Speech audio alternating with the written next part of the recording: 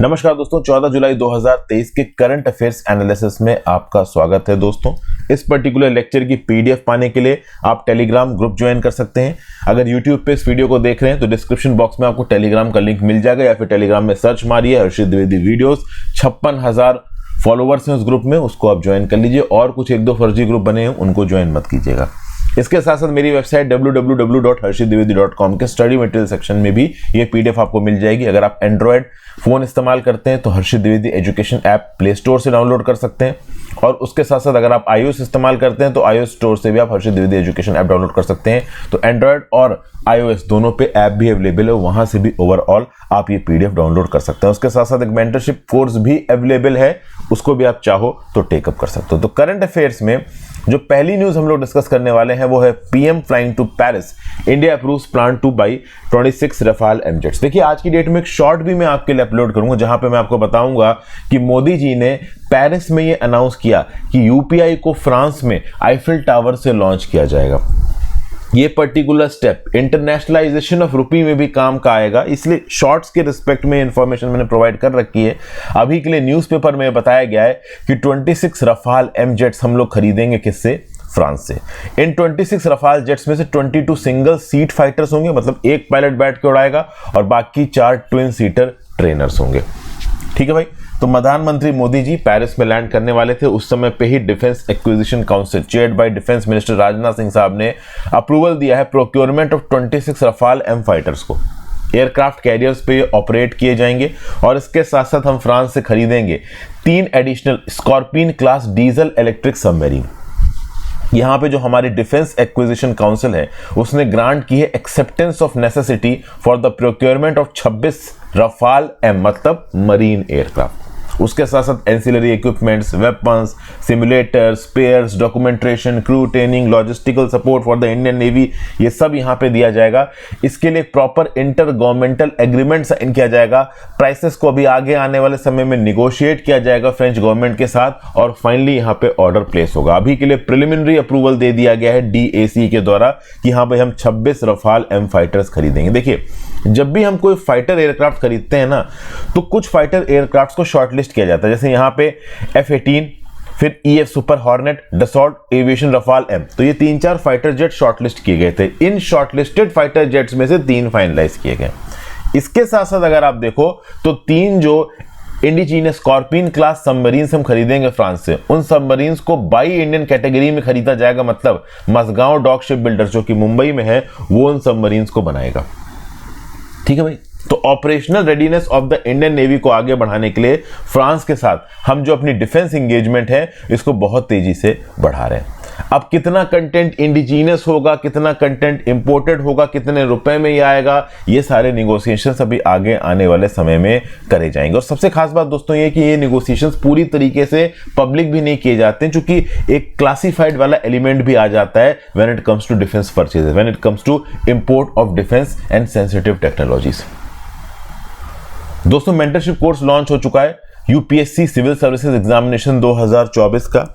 Overall नवंबर 2024 तक ये course आपके लिए अवेलेबल होगा। आपको अपनी तरफ से सिर्फ बेसिक किताबें पढ़नी है, Laxmikanth, Spectrum modern history, Satish Chandra medieval history, NCERT geography की। इनमें से 60% किताबें ऑलरेडी फ्री ऑफ कॉस्ट मैं यूट्यूब पे पढ़ा चुका हूं। उसके साथ साथ अगर आप इस मेंटरशिप कोर्स को अवेल कर लेते हैं तो जीएस पेपर 1, 2, 3, 4 सबकी डिटेल्ड प्रिपरेशन, सबका डिटेल्ड कंटेंट पीडीएफ के साथ आपको प्रोवाइड किया जाएगा। कल मैंने इसी पर्टिकुलर मेंटरशिप कोर्स के अंदर एक नया इनिशिएटिव लॉन्च किया है, ethics through examples and formulas. 100 terminologies ethics की यहां पे आपको प्रोवाइड की जाएंगी। आपको नोट्स में कौन कौन से डायग्राम्स इनकॉर्पोरेट करने, किस प्रकार से इन डायग्राम्स को रियल टाइम जब एग्जाम दे रहे होगे वहां पे आंसर्स में इनकॉर्पोरेट करना है, ये सब मैंने आपको बताया। तो आप चाहो तो इस पर्टिकुलर कोर्स को अवेल कर सकते हो दोस्तों। वीडियोस के साथ साथ उस पर्टिकुलर वीडियो की जो पीडीएफ है वो भी आपको प्रोवाइड की जाएगी। बहुत डिटेल्ड पीडीएफ होगी, बहुत होलिस्टिक कवरेज होगी, theme wise topic, mains wise topic, prelims state bits, हर चीज यहां पे कवर की जाएगी। तो आप चाहें तो इस पर्टिकुलर कोर्स को अवेल कर सकते हैं।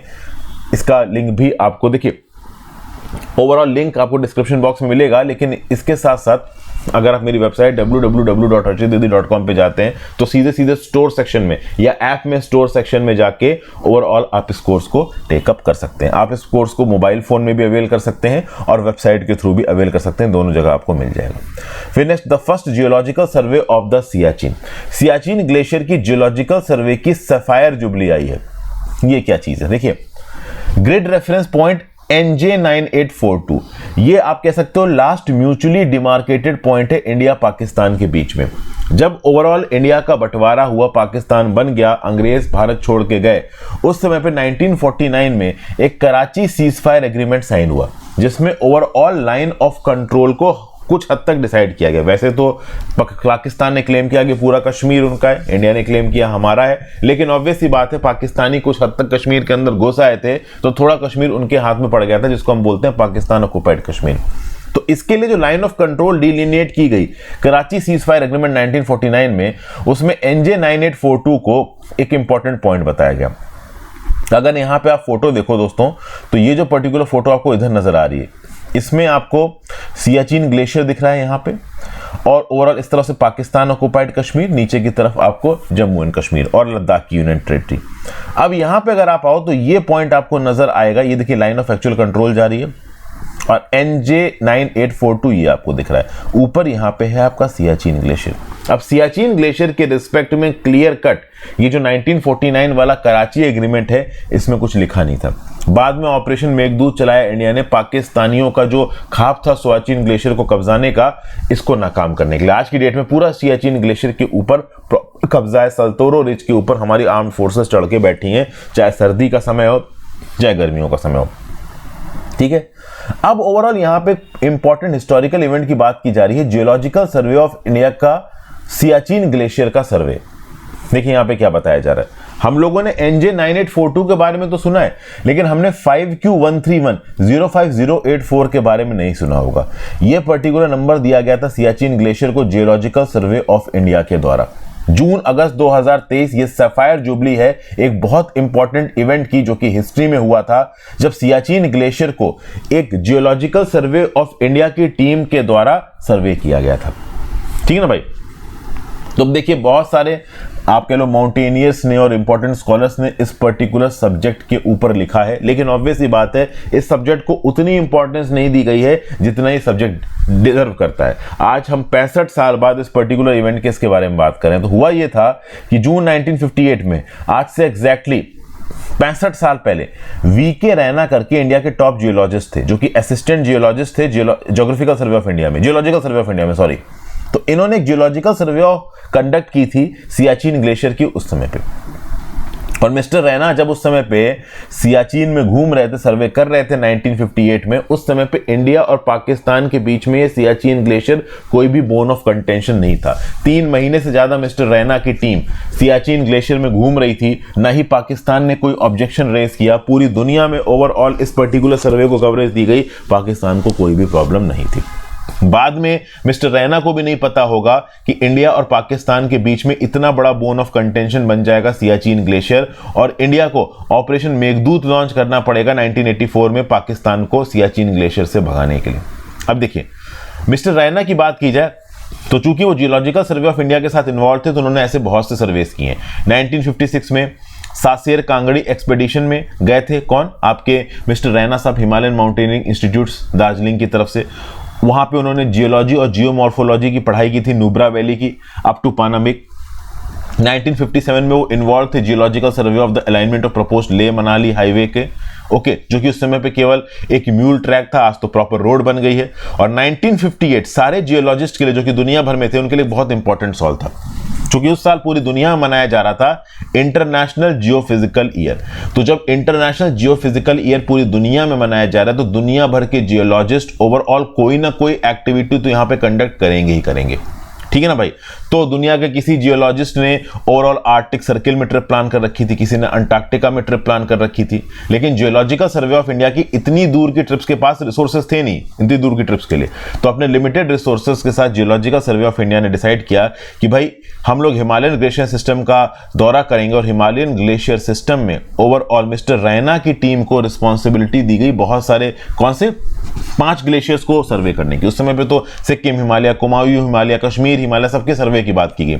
मिस्टर रैना की टीम के पास आया कि 5 ग्लेशियर्स का सर्वे करना है आपको। कौन कौन से? सियाचिन ग्लेशियर, मामोस्तोंग ग्लेशियर, चोंग कुमदान ग्लेशियर, किकिक कुमदान और आकाश ग्लेशियर। मिस्टर रैना को याद है कि ओवरऑल सियाचिन ग्लेशियर का सर्वे करने के लिए 17,000 रुपया सैंक्शन किया गया था भारत सरकार के द्वारा। ये 1958 का टाइम है, और उस समय पे 17,000 रुपए की काफी वैल्यू थी। और यहाँ पे कंपनी कर रहे थे मिस्टर रैना को कौन? पीसी मेहरोत्रा और एक और टीम थी शेरपास की, एक सपोर्ट स्टाफ था। देखिए सियाचिन ग्लेशियर में अगर आप जा रहे हो, जून 1958 का समय है, कम्युनिकेशन की मेथोडोलॉजीज इतनी इवॉल्व हुई नहीं है, डेवलप्ड हुई नहीं है, तो एक बड़ी टीम आपके साथ जाएगी एक एक्सपेडिशन में। ओके तो मिस्टर रैना को याद था कि पहले वो कलकत्ता से पठानकोट गए ट्रेन से, उसके बाद श्रीनगर गए बस से, उसके बाद एक डकोटा में बैठ के पहुंचे लेह से, और फिर लेह से पैदल चलना शुरू किया, और 1 हफ्ते बाद सियाचिन पहुंचे। 3 महीने तक उन्होंने सियाचिन में कैंपिंग की। ठीक है, जहां पे वो कैंप करते थे, हर दिन उस कैंप से 5 से 6 किलोमीटर आगे आते थे, ओवरऑल ग्लेशियर के स्नाउट को स्टडी करते थे। वहां पे कुछ नेचुरल केव्स उनको दिख रही थी, ए और बी, उसको स्टडी कर रहे थे। नुब्रा वैली के रिवर के फ्लो को स्टडी कर रहे थे। अब ये एग्जैक्ट फ्लो, ये एग्जैक्ट ज्योग्राफी आपको जानने की जरूरत नहीं है। एंड में इंपॉर्टेंट यहां पे ये हो जाता है कि देखिए 3 महीने से ज्यादा सियाचिन ग्लेशियर में कैंपिंग की यहां पे मिस्टर रैना ने, और इस 3 महीने की कैंपिंग के समय पे पाकिस्तान ने किसी भी प्रकार का कोई अपोजिशन नहीं दिखाया। यहां पे मिस्टर रैना का बोलना है कि उन्होंने स्नो लियोपार्ड्स देखे, आइबेक्सेस देखे, बट कोई भी ह्यूमन उनको यहां पे नजर नहीं आया। उनकी टीम में जो ह्यूमंस थे उसके अलावा कोई भी ह्यूमन इनको सियाचिन ग्लेशियर में नहीं दिखा। और खास बात यह थी कि इंडिया की जो सियाचिन ग्लेशियर की विजिट थी एज अ पार्ट ऑफ जो दुनिया भर में जियोफिजिकल ईयर्स के चलते विजिट्स हो रही थी जियोलॉजिस्ट की, इस बात को दुनिया भर में कवरेज की गई। इस कवरेज के बावजूद ऑब्वियसली बात है पाकिस्तान को भी पता होगा कि कवरेज हो रही है भाई, हाँ इंडिया की एक टीम सियाचिन ग्लेशियर में गई है, उस सब के बावजूद भी पाकिस्तान ने कोई बातचीत की ही नहीं इसके बारे में।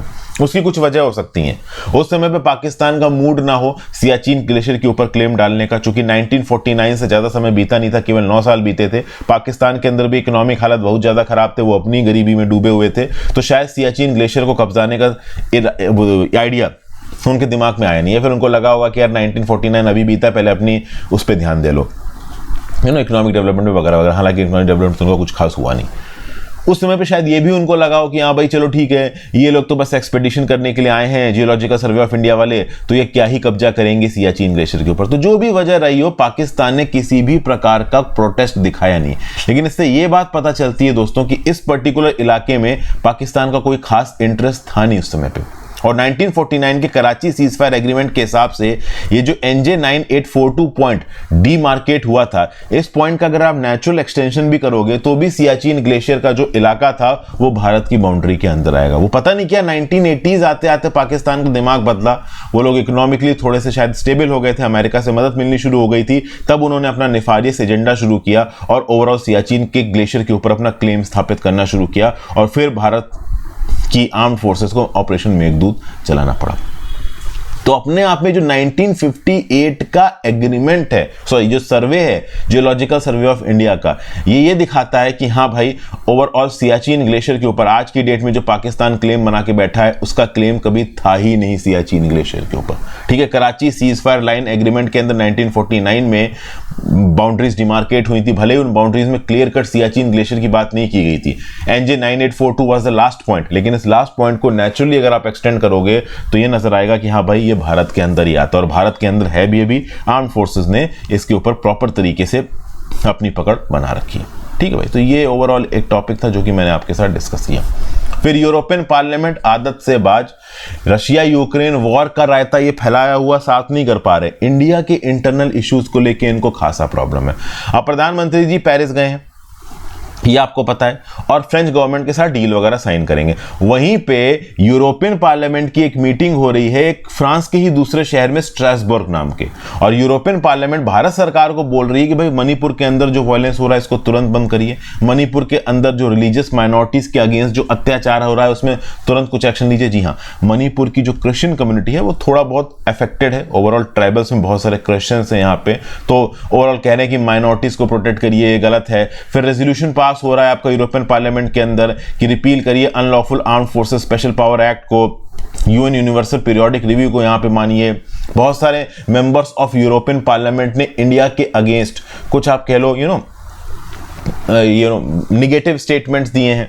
ये बार बार बोल रहे हैं कि यूरोपियन यूनियन को इंडिया के साथ अपनी डीलिंग में ह्यूमन राइट्स के मुद्दे को इंपॉर्टेंस देनी चाहिए। हालांकि इन्होंने केवल इंडिया को क्रिटिसाइज नहीं किया, वेनेजुएला को भी क्रिटिसाइज किया, किर्गिस्तान को भी क्रिटिसाइज किया। अब मिनिस्ट्री ऑफ एक्सटर्नल अफेयर्स के स्पोक्स पर्सन अरिंदम बागची साहब ने यूरोप के इस मूव को अनएक्सेप्टेबल बताया है, कॉलोनियल माइंडसेट बताया है। उन्होंने बोला है कि चाहे जुडिशियल अथॉरिटी हो इंडिया के अंदर, चाहे एग्जीक्यूटिव अथॉरिटी हो, चाहे राज्य की सरकार हो, सबको पता है कि मणिपुर के अंदर प्रॉब्लम है और हम उस प्रॉब्लम को सॉर्ट आउट करने की कोशिश कर रहे हैं। हमारी इंटरनल प्रॉब्लम्स के बीच में इंटरफेयर करके यूरोपियन यूनियन की कंट्रीज अपने कॉलोनियल माइंडसेट को दिखा रही हैं। ये खुद अपना रायता तो फैला साफ कर नहीं पा रहे हैं यूक्रेन रशिया वॉर के रिस्पेक्ट में, हमें ज्ञान देते फिर रहे हैं।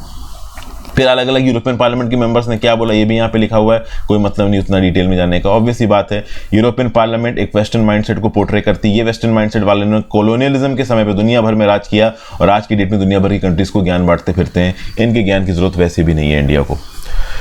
फिर भाई Ukraine war not a priority of G20 presidency. अब देखिए इंडिया इस समय पे G20 की प्रेसिडेंसी में यूक्रेन वॉर के मुद्दे को लेकर इतना परेशान हो चुका है कि फाइनली इंडिया को यहां पे ये बोलना पड़ा कि भैया G20 की प्रेसिडेंसी में इंडिया की प्रायोरिटीज कुछ और हैं, यूक्रेन वॉर को हम उतनी इंपॉर्टेंस नहीं देते। देखिए भाई, देखिए जो G7 कंट्रीज हैं और जो रशिया चाइना है वो एक जॉइंट स्टेटमेंट को एग्री कर ही नहीं पा रहे हैं। इंडिया के जो G20 शेरपा है अमिताभ कांत साहब, उनका ये बोलना है, फाइनली इंडिया को स्टांस लेना पड़ा कि भैया यूक्रेन वॉर को हम G20 के मुद्दे के अंदर अभी के लिए इंपॉर्टेंस नहीं देते। समझिए G20 के लीडर्स जिन भी टॉपिक्स में एक दूसरे के साथ एंगेज कर रहे हैं उसके लिए एक लीडर्स डिक्लेरेशन लाने की जरूरत है, जहां पे इकोनॉमिक और डेवलपमेंटल इश्यूज की बात हो, कुछ और कंटेंशियस इश्यूज हैं इनको डिस्कस करना है। अब हुआ यहां पे ये है कि भाई ये जो G20 के लीडर्स हैं ये अक्सर कर लड़ जाते हैं किस बात को लेके कि हाँ भाई यूक्रेन रशिया वॉर के रिस्पेक्ट में क्या होगा। तो रशिया चाइना बोल रहा है कि हम अपने हिसाब से डिक्लेरेशन के अंदर वर्डिंग्स लिखेंगे, G7 कंट्रीज अपने हिसाब से डिक्लेरेशन के अंदर वर्डिंग्स लिखेंगी। तो इंडिया G20 का प्रेसिडेंट होकर काफी परेशान हो गया है कि भैया एक लीडरशिप डिक्लेरेशन लाना मुश्किल हो गया है। यूक्रेन के वॉर को लेकर ये G20 की कंट्रीज आपस में इस हद तक बटी हुई, खासकर ये जो G7 फैक्शन है रशिया चाइना है, कि इंडिया के लिए एक लीडरशिप डिक्लेरेशन साइन करना बहुत मुश्किल हो गया। इसलिए इंडिया फाइनली यहां पे ये बोल रहा है कि भैया हम रशिया यूक्रेन वॉर को इंपॉर्टेंट समझते नहीं है, हम बाकी मुद्दों के ऊपर ज्यादा बातचीत करेंगे, जैसे टेक्नोलॉजिकल ट्रांसफॉर्मेशन करना, यूएन सस्टेनेबल डेवलपमेंट गोल को फॉलो करना, मल्टीलेटरल इंस्टीट्यूशंस की क्रेडिबिलिटी को मेंटेन करना हमें मतलब ही नहीं है। ओवरऑल रशिया यूक्रेन वॉर वो हमारे लिए प्रायोरिटी है ही नहीं। देखिए यहां पे इंडिया के लिए थोड़ा ओवरऑल बेइज्जती की बात भी हो सकती है कि शायद देयर इज अ चांस कि G20 की हिस्ट्री में इंडिया को चेयरमैन आउटकम स्टेटमेंट इशू करना पड़ जाए, कोई एक फाइनल लीडरशिप डिक्लेरेशन G20 की मीटिंग के रिस्पेक्ट में आ ही ना पाए। क्योंकि रशिया यूक्रेन वॉर के मुद्दे चलते दुनिया इस हद तक आपस में बढ़ चुकी है कि एक प्रॉपर सेंट्रलाइज्ड स्टांस दुनिया भर की कंट्रीज ले ही नहीं सकती। तो ये इंडिया की गलती नहीं है, रशिया यूक्रेन वॉर अपने आप में इतना सेंसिटिव मुद्दा है और उसने दो ऐसे ग्रुप्स बना दिए हैं कि भाई तीसरे ग्रुप के लिए, तीसरी ग्रुप की न्यूट्रलिटी के लिए जगह ही नहीं बची है। एक तरफ है G7 कंट्रीज जो कि रशिया के अगेंस्ट खड़ी हैं, एक तरफ रशिया चाइना है जो कि ऑब्वियसली बात है यूक्रेन वॉर में एक दूसरे फैक्शन की तरफ खड़े हुए हैं। वो दोनों आपस में इस हद तक गुत्थम गुत्था हो रखे हैं कि किसी भी और मल्टीलेटरल फोरा में आपस में एंगेज करने को तैयार ही नहीं है। समझ गए? और चाइना तो चाहेगा ही कि G20 की लीडरशिप में इंडिया कोई भी कंबाइंड स्टेटमेंट रिलीज ना करवा पाए, इससे इंडिया को इंटरनेशनल ह्यूमिलिएशन हो सकता है, G20 की लीडरशिप इंडिया की खराब हो सकती है। अब लेट्स सी आगे यहाँ पे क्या निकल के आता है। ओके नेक्स्ट चलते हैं भाई। India third moon mission to all set to be launch today, इसके बारे में मैंने आपको पहले ही बता रखा है। आज 14 तारीख है दोस्तों, 14 जुलाई को ही चंद्रयान लॉन्च होना था, 2:35 पे लॉन्च होगा। 13 जुलाई को 25.5 घंटे का इसका काउंटडाउन ऑलरेडी शुरू हो चुका है। इंडिया का तीसरा मून मिशन है, इसको चंद्रयान 3 बोला जा रहा है। सारी प्री लॉन्च एक्टिविटीज कंप्लीट हो चुकी हैं। Countdown Satish Dhawan space centre Sriharikota में शुरू हो चुका है। लॉन्च व्हीकल मार्क 3 यहां पे तैयार है, जिससे इसको लॉन्च किया जाएगा। इंडिया फिर से लूनर सरफेस पे, मून की सरफेस पे एक सॉफ्ट लैंडिंग करने की कोशिश करेगा। 2019 में इंडिया इस पर्टिकुलर अटेम्प्ट में फेल हो गया था। अब तक सॉफ्ट लैंडिंग मून की सरफेस पे केवल 3 कंट्रीज करवा पाई हैं, यूएसए, रशिया और चाइना। तो अपने आप में इंडिया अगर ये सॉफ्ट लैंडिंग करवा देता है तो इंडिया चौथी ऐसी कंट्री बन जाएगा। LVM-3 लिफ्ट ऑफ करेगा लॉन्च पैड से, उसके बाद सैटेलाइट ऑपरेशन होगा। उसके बाद इस सैटेलाइट को प्लेस किया जाएगा एलिप्टिक ऑर्बिट में। इस चंद्रयान 3 में एक इंडिजीनियस प्रोपल्शन मॉड्यूल है, एक लैंडर मॉड्यूल है, ठीक है ना, एक रोवर है। ओके, लैंडर मॉड्यूल को विक्रम बोला गया है, रोवर को प्रज्ञान बोला गया है, ये नाम याद रखिएगा। फाइनली टारगेट ये है कि इस प्रोपल्शन मॉड्यूल को मून की सरफेस के ऊपर जो 100 किलोमीटर का लूनर ऑर्बिट है उसमें प्लेस किया जाएगा। इस पर्टिकुलर प्रोपल्शन मॉड्यूल में एक spectropolarimetry of habitable planetary earth payload होगा, जो कि अर्थ को मॉनिटर करेगा उस 100 किलोमीटर के लूनर ऑर्बिट में रहकर, ठीक है। और फाइनली ये जो लैंडर है, रोवर है, वो मून के ऊपर सॉफ्ट लैंडिंग करेंगे। तो प्लान तो बहुत अच्छा है, इस प्लान के बारे में हमने पहले डिस्कस भी किया है। सक्सेसफुल होता है कि नहीं होता है ये देखना बाकी है। और इंडिया की क्रेडिबिलिटी इस बात पर टिकी हुई है, अगर इंडिया सक्सेसफुल हो जाता है it will be a big achievement, और अगर इंडिया फेल हो जाता है तो थोड़ी मट्टी पलित भी होगी हमारी, क्योंकि 2019 में भी हम फेल हो गए थे। आई होप हम लोग 2023 में फेल ना हो। अब ओवरऑल चंद्रयान 3 के लॉन्च से पहले चंद्रयान 3 की टेस्टिंग के लिए यहां पे विक्रम साराभाई स्पेस सेंटर की यूनिट का इस्तेमाल किया गया। जब कोरोना का पैंडेमिक आया था दोस्तों, तो large scale movement overall space scientist का हो नहीं पा रहा था, तो एक डमी, आप कह लो एक प्रकार का वर्चुअल सेंटर बनाया गया था थुम्बा में, तिरुवनंतपुरम में, विक्रम साराभाई स्पेस सेंटर के नाम से। तो सतीश धवन स्पेस सेंटर श्रीहरिकोटा से, जहां से ओवरऑल ये लॉन्च हो रहा है चंद्रयान 3, इसका remote control VSSC Vikram Sarabhai space centre Thumba से भी किया जा सकता है। तो ये जो वर्चुअल लॉन्च कंट्रोल सेंटर है ना आपका VLCC, कहां पे? विक्रम साराभाई स्पेस सेंटर में। ये भी एक इंपॉर्टेंट रोल प्ले कर रहा है in safely seeing off the powerful LVM-3 vehicle. तो इस पर्टिकुलर VSSC के VLCC लैब के अंदर बैठ के ओवरऑल यहाँ पे इनिशियल जो टेस्टिंग होती है इस पर्टिकुलर श्रीहरिकोटा के LVM-3 के सैटेलाइट की, ये सब यहाँ पे कंडक्ट की गई है। आगे आने वाले समय में मान लीजिए श्रीहरिकोटा में कोई टेररिस्ट अटैक हो जाता है और ओवरऑल साइंटिस्ट का कंट्रोल या फिर इंडिया का कंट्रोल श्रीहरिकोटा से चला जाता है, तो उस केस में VSSC से भी रिमोटली कंट्रोल किया जा सकता है इस LVM-3 रॉकेट को। तो फ्राइडे के लॉन्च के लिए 2 पत्ते शेड्यूल्ड है, मतलब आज की दोपहर के 2:35 पे चंद्रयान 3 उड़ेगा। सिस्टम जो चेकआउट्स हैं वो 14 मिनट 30 सेकंड पहले कंप्लीट किए जाएंगे और इसकी रिमोट टेस्टिंग VLCC में बैठ के की जाएगी थुम्बा में, जो कि श्रीहरिकोटा से काफी दूर है, ठीक है। तो ये एक पर्टिकुलर न्यूज़ है। तो मतलब VLCC थुम्बा में बैठ के विक्रम साराभाई स्पेस सेंटर से जो इनिशियल प्रिलिमिनरी चेक्स हैं रिमोटली कंप्लीट किए जा रहे हैं, किसके? चंद्रयान 3 के। आगे चलते हैं। Propose National Research Foundation looks to tap CSR to address funding concern. भाई देखिए, नेशनल रिसर्च फाउंडेशन आ चुका है, इसके बारे में मेंटरशिप कोर्स में भी मैं डिटेल में आपको बता चुका हूं और डेली के करंट अफेयर्स में भी बातचीत होती रहती है। टारगेट ये कि अगले 5 सालों में 50,000 करोड़ रुपए साइंस एंड टेक की डेवलपमेंट के लिए एलोकेट किए जाएंगे, जिसमें से 36,000 करोड़ रुपए प्राइवेट सेक्टर से आएंगे और 14,000 करोड़ रुपए सरकार से आएंगे। 10,000 करोड़ सरकार ने नया अलॉटमेंट किया, 4,000 करोड़ रुपए जो पहले science and engineering research board को एलोकेटेड था वो NRF के पास आ जाएगा। अब ओवरऑल अगर आप देखो तो 2019-20 में साइंटिफिक रिसर्च के लिए 1.2 लाख करोड़ इंडिया ने खर्च किए थे। इसमें से केवल 36% आपके आए थे प्राइवेट सेक्टर की तरफ से, और ये था ग्रॉस डोमेस्टिक प्रोडक्ट का 0.6%, कितना? 1.2 लाख करोड़। तो भैया हमारी GDP के हिसाब से जितना पैसा हम खत्म कर रहे हैं अपने साइंस एंड टेक में वो बहुत कम है। अगर दुनिया भर के एडवांस कंट्रीज की आप बात करो जो कि साइंस एंड टेक में बहुत ज्यादा हैं, वो 1 से 2% खत्म करती हैं अपने GDP का। ऑन एन एवरेज दुनिया में 1.8% GDP का खर्च किया जाता है साइंस एंड टेक में, और इंडिया केवल 0.6% खत्म कर रहा है। तो ये अपने आप में टेंशन वाली बात है। तो ऐसा बताया जा रहा है कि पब्लिक और प्राइवेट सेक्टर कंपनीज का जो कॉर्पोरेट सोशल रिस्पॉन्सिबिलिटी वाला फंड है उससे ओवरऑल पैसा निकाल के NRF के फंड में डाला जा सकता है। देखिए, क्वेश्चन ये उठ रहे हैं कि एनआरएफ को 36,000 करोड़ रुपए प्राइवेट सेक्टर देगा क्यों? तो अगर कॉर्पोरेट सोशल रिस्पॉन्सिबिलिटी वाले फंड को आप एनआरएफ के साथ जोड़ देते हो तो डेफिनेटली ओवरऑल एनआरएफ के पास एक ठीक ठाक क्वांटम में यहां पे पैसा आ सकता है और फिर उस पैसे के बेसिस पे ओवरऑल हम अपनी साइंटिफिक रिसर्च को आगे लेके जा सकते हैं। तो जो प्राइवेट सेक्टर का इन्वॉल्वमेंट होगा साइंटिफिक रिसर्च में वो इसके थ्रू डेफिनेटली बढ़ेगा। यहां पे मैं बता दूं कि ये जो ओवरऑल आपका एनआरएफ है ये किसके अंदर काम करेगा, तो इसकी नोडल डिपार्टमेंट होगा department of science and technology. NRF का काम यह है कि भाई इक्विटेबल तरीके से यहां पे पैसे का अलॉटमेंट होगा आपका रिसर्च करने के लिए। देखिए पहले क्या होता था, private sector overall scientific research में पैसा इन्वेस्ट नहीं करता था, खासकर जो गवर्नमेंट इनिशिएटेड प्रोग्राम होते थे उसमें नहीं इन्वेस्ट करता था। क्यों नहीं इन्वेस्ट करता था?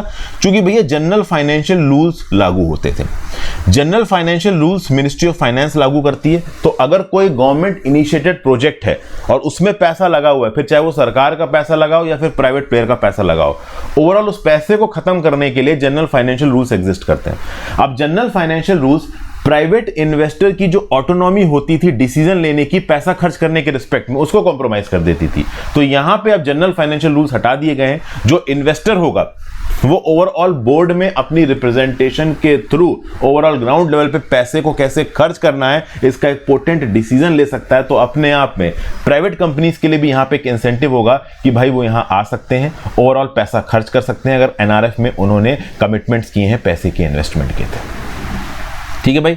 और फाइनली थाईलैंड के लीडर पीटा लिमजारोनाथ वो ओवरऑल इलेक्शन हार गए हैं। मतलब इलेक्शन क्या हार गए, इलेक्शन तो जीत गया, वो सरकार नहीं बना पाए।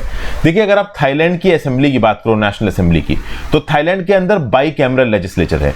एक है इनका भाई सेनेट और एक है house of representative. House of representative में 500 मेंबर्स हैं, सेनेट में 250 मेंबर्स हैं। अब सेनेट के जो 250 मेंबर्स हैं ना, वो ज्यादातर ओवरऑल मिलिट्री द्वारा अपॉइंट किए गए। और अगर आपको थाईलैंड के अंदर सरकार बनानी है, प्राइम मिनिस्टर बनना है, तो ये 500 हाउस ऑफ रिप्रेजेंटेटिव और 250 सेनेट, 750 में आपको मेजोरिटी चाहिए। 750 की मेजोरिटी होती है 375 प्लस 1 मतलब 376। तो किसी पर्टिकुलर इंडिविजुअल को प्राइम मिनिस्टर बनना है तो उसके सपोर्ट में 376 वोट्स होने चाहिए हाउस ऑफ रिप्रेजेंटेटिव्स और सेनेट के। और जैसा कि मैंने आपको बताया कि सेनेट को डोमिनेट करती है मिलिट्री, तो सेनेट के अंदर ओवरऑल 250 में 249 लोगों ने वोट डाला, केवल 13 लोगों ने मिस्टर पीटा की प्राइम मिनिस्टरशिप को एक्सेप्ट किया। ठीक है, ओवरऑल मिस्टर पीटा का 8 पार्टी का जो कोलिशन था ना, वो केवल 312 वोट्स पा पाए, जबकि उसको कम से कम 375 या कह लीजिए 376 वोट्स की जरूरत थी। तो ये यहां पे सरकार नहीं बना पाया। और ये बहुत ऑब्वियस था, क्योंकि जो मिलिट्री जनता है वो नहीं चाहेगी कि एक प्रॉपर डेमोक्रेटिक लीडर थाईलैंड के अंदर आए। एक प्रॉपर डेमोक्रेटिक लीडर मिलिट्री की ताकत को खत्म कर सकता है, डिक्टेटर्स और मिलिट्री रूलर्स जो पहले रूल कर रहे थे उनकी ताकत को खत्म कर सकता है।